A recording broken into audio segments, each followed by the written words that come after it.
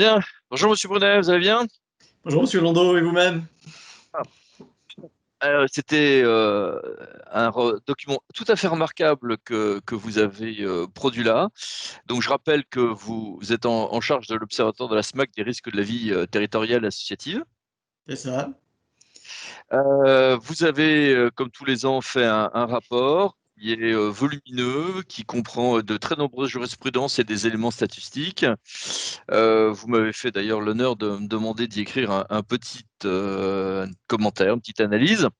Merci de votre contribution. Et puis, effectivement, on a publié ce rapport, on l'a remodelé, comme vous avez pu le constater, pour qu'il soit plus vivant. Et dans ce cadre-là, effectivement, notre direction communication a fait un énorme travail. Et effectivement, nous sommes heureux de pouvoir et fiers de pouvoir produire ce résultat grâce à différentes contributions, dont la vôtre. Merci encore.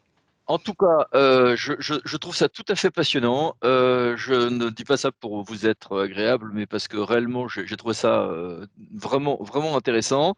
Et on constate une chose que moi, en tant que praticien, en tant qu'avocat, je constate sur le terrain, c'est que finalement, on garde une certaine stabilité du nombre de condamnations, mais on a une explosion des mises en examen ou autres situations comme le témoin assisté. Et si on pouvait le mettre en statistique, on verrait une explosion plus grande encore, je pense, des enquêtes préliminaires. Mm. Alors, moi, j'ai une question, c'est que j'ai un avis là-dessus, mais ça m'intéresse d'avoir le vôtre. C'est, est-ce que, à votre avis, c'est parce qu'il y a des élus qui se défendent mieux qu'ils sont moins condamnés, ou des cadres territoriaux? Est-ce que c'est l'effet de certains paramètres comme la loi Fauchon qui, depuis 20 ans maintenant, leur donne une ligne de défense sérieuse quand ils sont une cause indirecte d'un préjudice pour des infractions de négligence ou d'imprudence sauf violation d'une norme identifiée? Ou est-ce que, ce qui moi serait mon interprétation, dès qu'on est maintenant dans une affaire qui concerne des personnes du monde public, les policiers et les gendarmes et au-dessus le parquet se croient obligés d'en faire des tonnes et de lancer des enquêtes préliminaires, même quand en réalité les dossiers ne sont pas très très très très très très consistants. Alors déjà, on peut écarter une hypothèse, c'est celle de la loi Fauchon, parce que la loi Fauchon, effectivement, elle a joué un rôle d'amortisseur. Mais tout ce qui concerne les homicides et blessures involontaires, ce n'est pas un domaine pour lequel les élus, finalement, les élus locaux sont les plus exposés. C'est le sixième motif de poursuite des élus locaux. Donc ce n'est pas celui sur lequel ils sont le plus exposés. Donc effectivement, la loi Fauchon a joué un rôle d'amortisseur, nous l'avons constaté. Mais comme c'est un contentieux qui reste, qui est relativement marginal, statistiquement parlant, j'entends, hein, parce que symboliquement c'est autre chose, mais statistiquement parlant, c'est vrai que c'est marginal. C'est pas une explication principale, en tout cas. Ça peut contribuer, mais c'est pas le motif principal. Alors après, je pense qu'il y a de très bons avocats déjà. Il faut le dire, donc qui effectivement savent défendre leurs clients utilement. Et puis, peut-être qu'il y a une tendance à parfois, alors je ne sais pas si ce sont les institutions qu'il faut mettre à incriminer, mais peut-être de certaines oppositions ou de certaines associations à vouloir rechercher la responsabilité pénale des élus locaux parce qu'il peut y avoir aussi un intérêt derrière médiatique.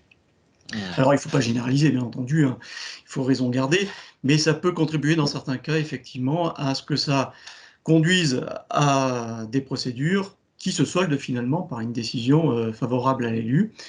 On n'est jamais à l'abri, malheureusement, de procéduriers qui peuvent utiliser la justice pénale à d'autres fins que celle pour laquelle elle Mmh. est en principe destinée. Voilà. En tout cas, moi, je vois beaucoup d'affaires qui avant ont été classées, qui maintenant donnent lieu à des enquêtes préliminaires, alors qu'on sait qu'il n'y aura pas grand-chose derrière. Mais parce que dans le contexte actuel, alors les oppositions, les réseaux sociaux aussi, qui Oui. font que bah, la police et la justice se disent qu'ils ne peuvent pas ne pas bouger. Voilà.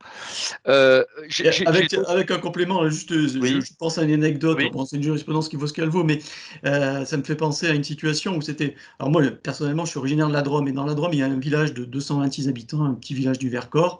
Et vous aviez un étudiant en droit qui s'est installé dans ce village et il a voulu mettre en pratique tout ce qu'il avait appris à la fac de droit. Il a porté plainte quasiment contre l'ensemble des habitants du village, y compris le maire, évidemment. Et il avait reçu une facture d'eau qu'est-ce qu'il a fait? Il a porté plainte contre le maire pour escroquerie. Donc, assez logiquement, le procureur a classé l'affaire sans suite. Mais l'administré en question s'est dit, mais non, mais si le procureur a classé l'affaire sans suite, c'est parce que le procureur est de mèche avec l'élu, Bien forcément. sûr, bien sûr, Et bien sûr. donc, il a porté plainte avec constitution partie civile devant un juge d'instruction. Et cette affaire de très haute importance, elle est remontée jusqu'à la chambre criminelle de la Cour de cassation, quand même. Donc, on voit bien, C'est sûrement un que si on complot tombe avec sur des ce type de profil, voilà, ça peut être compliqué. Alors, il y a effectivement en plus un fond de complotisme qui conduit à certains à être quérulents, comme on dit dans nos métiers, c'est-à-dire à répéter les contentieux.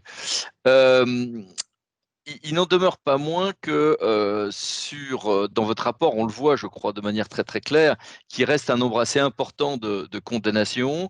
Et moi, ce que je crois constater, c'est qu'il y a beaucoup de dossiers qui sont bien blindés en droit administratif et beaucoup de praticiens omettent que les risques au pénal peuvent ne pas être les mêmes que la grille que ce que nous donne le droit administratif.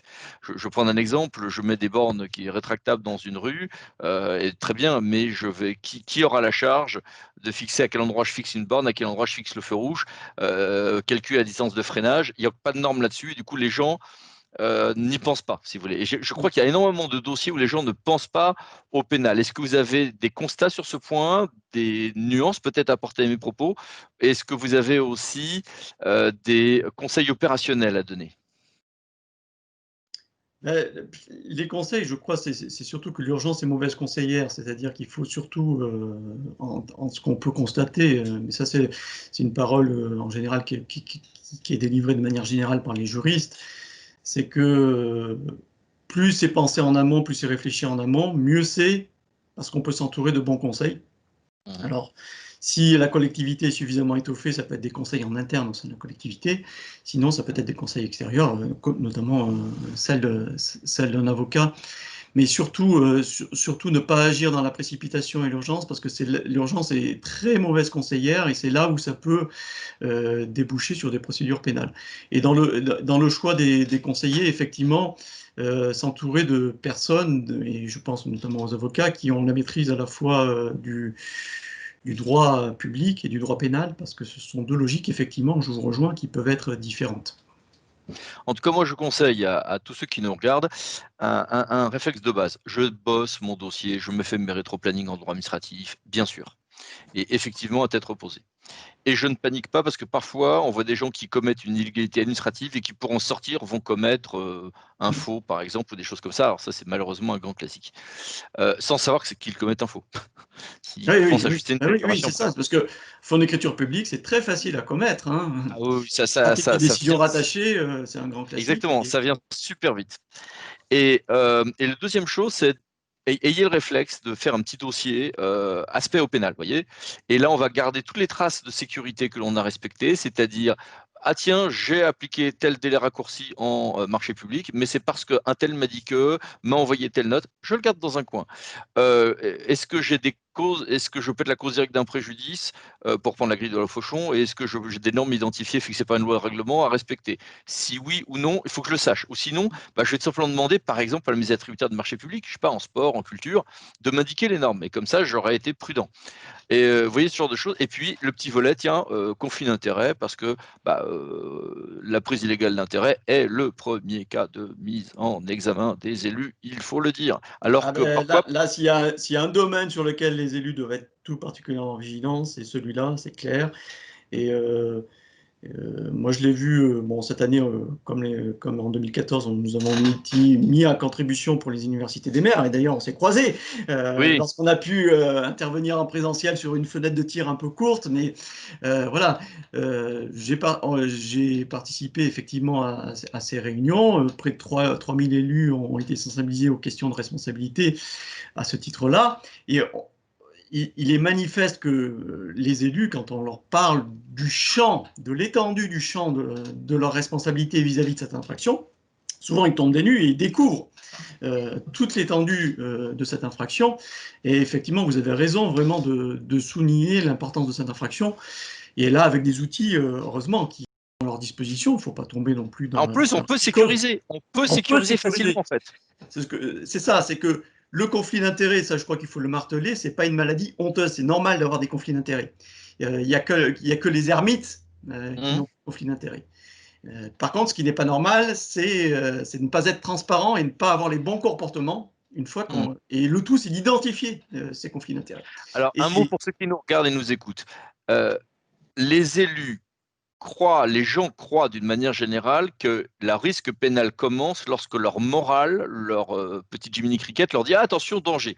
Pour la prise d'égard d'intérêt, ce n'est pas le cas. On est en danger avant que notre morale se dise qu'il y a quelque chose à faire, même pour les gens les plus rigoureux. C'est important à avoir à l'esprit. Tout à fait, tout à fait. Et ce que je dis, par exemple, c'est au mois de septembre ou octobre, il y a la Haute Autorité sur la transparence de la vie publique qui a publié son règlement intérieur. Et je suis allé le consulter par curiosité parce qu'eux aussi, en tant que magistrats, ils peuvent avoir des conflits d'intérêts. Et donc, ils s'appliquent eux-mêmes des règles. Et il y a une disposition, je trouve, qui peut être déclinée dans les collectivités, c'est qu'en ouverture de chaque séance, le président de la Haute Autorité lit l'ordre du jour, donne lecture de l'ordre du jour et demande aux conseillers présents, est-ce que par rapport à cet ordre du jour, vous avez des problèmes de conflit d'intérêts? Et ça, rien n'interdit au maire ou au président de PCI de procéder de la même manière en ouverture de séance. Parce que ça permet de normaliser la chose, que ça ne soit pas honteux. Voilà, il faut être transparent pour pouvoir adopter les bons comportements. Ce d'autant plus que là, au mois d'octobre, vous avez un président de PCI qui a été condamné pour complicité de prise illégale d'intérêt. Ce n'est pas lui qui avait la prise illégale d'intérêt, qui a commis la prise illégale d'intérêt. Lui, ce qu'on lui reproche, c'est d'avoir laissé un conseiller communautaire qui a participé au vote. Le vote a été adopté à l'unanimité des 86 membres du conseil communautaire, quand même, pour une attribution de marché public. Sauf que le conseiller communautaire en question, c'était l'ancien gérant de l'entreprise. Et l'entreprise actuellement est dirigée par son fils. Donc le conseiller communautaire a été condamné pour prise illégale d'intérêt, et le président de l'EPCI, lui, il a été condamné pour complicité de prise illégale d'intérêt. Et ce qu'on lui reproche, c'est d'avoir laissé participer le conseil communautaire au vote. Or, le président, pour sa défense, il s'est dit, mais moi, je ne savais pas. Ce qui est tout à fait possible. Autant dans une commune, effectivement, le maire, à peu près, il connaît les activités des conseillers municipaux.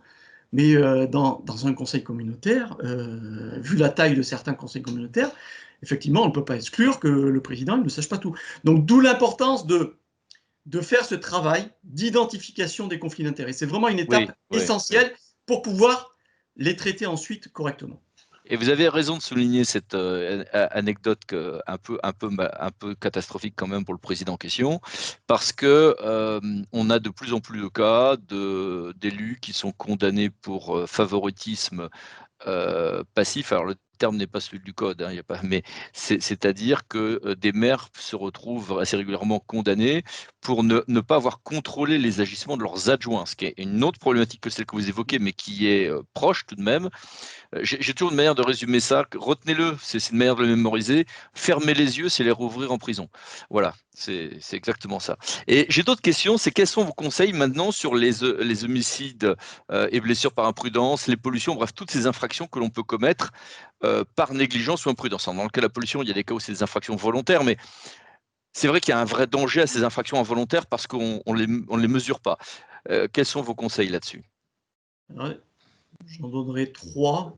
Le premier, c'est ne pas attendre l'accident pour agir. C'est-à-dire que dès lors qu'on a un danger dont on a conscience de danger, on nous a signalé un danger, tout ce qu'on peut faire tout de suite, il faut le faire tout de suite.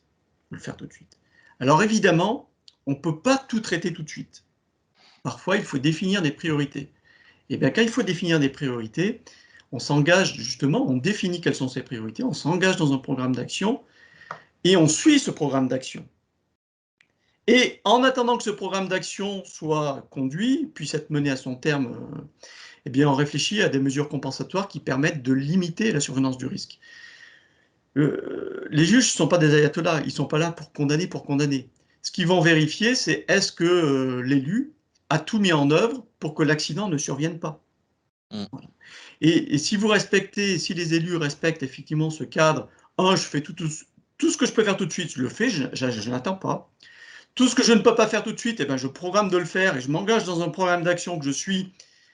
Et 3, en attendant de pouvoir amener à terme ce programme d'action, ben, je réfléchis à des mesures qui permettent de limiter la survenance du risque. Eh bien, les élus peuvent être sereins dans l'exercice de leurs fonctions, ce d'autant qu'on l'a vu, hein, ce contentieux statistiquement, fort heureusement, reste marginal. Alors moi, je me permettrai quelques compléments. Je suis tout à fait d'accord avec tout ce que vous venez de dire. Je me permettrai quelques compléments. Quand vous êtes dans l'action systématiquement dosée, c'est-à-dire que si je suis la cause directe d'un préjudice potentiellement, ou si j'ai des normes identifiées fixées par le règlement, pas des normes indicatives, des normes impératives, zéro risque, alors que pour le reste, il faut multiplier les petites mesures de prudence, vous voyez, sur les cas où je peux être la cause directe d'un préjudice, je ne vais pas vous dire de se contenter d'une petite barrière ou d'un petit panneau d'information. Dans les autres cas où je suis une cause indirecte et je n'ai pas de normes identifiées, multiplier les petites choses, les tournées d'informations, etc. 2, quand il y a un accident, très vite, les familles n'attaquent pas tout de suite, ou les victimes, ou la police de l'eau, enfin la police de l'eau c'est plus compliqué, et c'est vrai qu'il y a une gestion, et le nombre de dossiers selon comment on gère bien les premières heures, les premiers jours, on peut se retrouver du côté des gentils ou des méchants. Ça, c'est un grand classique en favoritisme, par exemple, ou en abus de biens sociaux, ou en harcèlement, complicité de harcèlement. Il y a des tas de cas où on va faire un accompagnement social, médiatique, pour ne pas être la personne que l'on va vouloir ensuite faire utilisé pour porter, externaliser sa culpabilité, des sentiments de culpabilité, notamment pour les parents des victimes. Et puis, il y a beaucoup de cas médiatiques où les juges se sentent obligés de faire quelque chose, de faire une mise en examen, même si c'est qu'il n'y a pas grand-chose derrière. Et si on le gère bien, il n'est pas rare de pouvoir au minimum transformer ça en témoin assisté, ce qui médiatiquement, psychologiquement n'est quand même pas la même chose. Et puis le nombre de cas où nous constatons que les magistrats sont les premiers à ne pas connaître les grilles de la loi Fauchon, les dérogations au code des marchés publics en favoritisme. Donc il y a un travail pédagogique à faire vis-à-vis des forces de police et de gendarmerie quand vous les rencontrez. Ils veulent contrôler les questions qu'ils vous posent. Donc vous n'avez pas une fenêtre de tir de 10 minutes pour leur faire un cours de droit, mais fractionné en 5 ou 6 explications de 1 minute chacune, il y a à préparer un élément de pédagogie très souvent pour éviter de se retrouver mis en examen et blanchi dans 2 ans où il a belle affaire. Je crois que c'est des Il y choses a importantes. un autre point qui me vient à l'esprit, c'est sortir de la culture de l'oral, c'est-à-dire bien penser, Oui, notamment lorsqu'il y a des, je pense par exemple, on vient d'inspecter une aire de jeu, eh bien, on le note, on fait un compte-rendu de ce qui a été relevé, parce que ça sera un élément aussi qui sera pris en compte pour montrer que vous êtes de bonne foi et que vous avez tout mis en œuvre justement pour que l'accident ne survienne pas. alors, ce que vous dites est très important, et c'est très important dans un niveau auquel on ne pense pas. C'est, on voit, nous, beaucoup, souvent, vous aussi sans doute, des élus ou des directeurs généraux, des directeurs services techniques mis en examen, alors qu'en fait, ils avaient bien donné toutes les consignes pour descendre au niveau où la connerie a été faite, mais comme c'était fait à l'oral, on galère, nous, pour trouver des témoignages pour prouver que c'est bon, les instructions ont été données 2 fois, 3 fois, 4 fois. Donc la négligence, elle n'est pas à chercher au niveau. C'est-à-dire que paradoxalement, on croit toujours que les gens cherchent à faire payer le lampiste. Moi, ce que je vois plutôt, c'est le lampiste qui se retrouve exonéré et c'est l'étage au-dessus qui paye et souvent un tort. Voilà. En tout cas, je crois qu'on peut recommander la lecture de votre document parce que je l'ai trouvé mais tout à fait intéressant. Et pour tout vous dire, en annexe d'une discussion que j'avais avec un confrère pénaliste avec qui je travaille sur un dossier. Je lui ai montré, mais il est encore sous embargo, votre document, et il a fait des pieds et des mains pour l'avoir. Je ne lui ai donné que hier soir, parce que c'est depuis hier soir qu'il est communicable. Public, c'est ça. Voilà. Est-ce qu'il y a encore une ou deux tendances qui nous auraient échappé, qui seraient à dire à tous ceux qui nous regardent et nous écoutent? Alors, on peut finir sur quand même une bonne nouvelle, c'est que ce que l'on constate, c'est que depuis 2016, que ce soit pour les élus ou les fonctionnaires territoriaux, on constate une baisse des poursuites, alors qu'ils méritent d'être confirmés, hein, il ne faut pas crier trop tôt, il ne faut pas être trop heureux tout de suite, mais ce qui est intéressant, voilà, c'est cette baisse depuis 2016. Alors sur l'ensemble des mandatures, ça reste en hausse, hein. 2014-2020, on constate une hausse de 30%, mais depuis 2016, on constate une baisse.